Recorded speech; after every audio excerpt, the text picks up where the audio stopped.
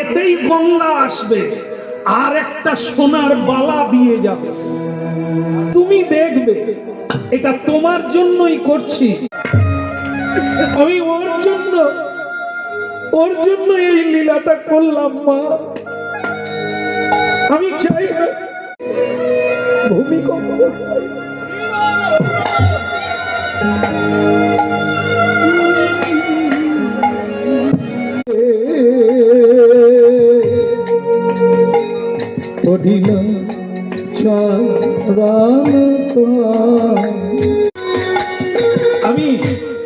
আমি তোকে দীক্ষা দেব মা।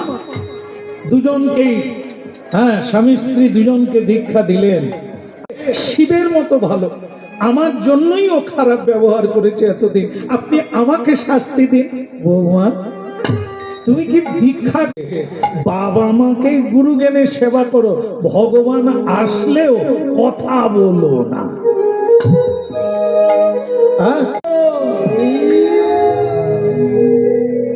কুণ্ডলীর ভেতর থেকে বলছেন আপনি কে? ভগবান ভাবছে আমি বলবো। এমন সময় দেবর্ষি নারদ ভগবানকে বৈকুণ্ঠে খুঁজে পায় না, তাই তিনি খুঁজতে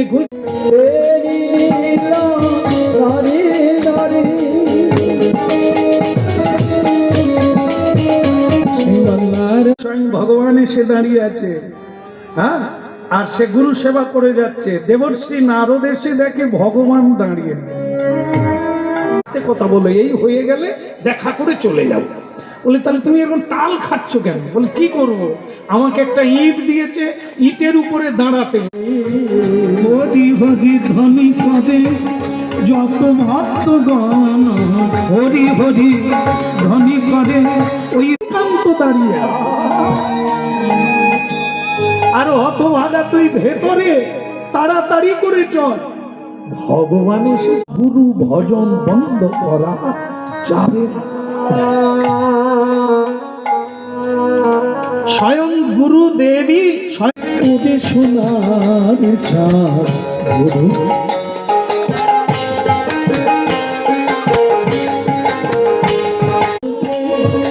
ওদের সোনার চাঁদ দিয়ায় উঠলে তুফান, কেটে বেয়াসা ওমন গুরু ভগবান দেবায়।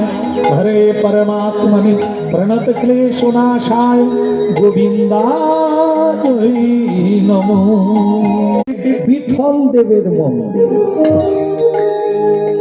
বিঠল বাংলায় আমরা বলি ইট।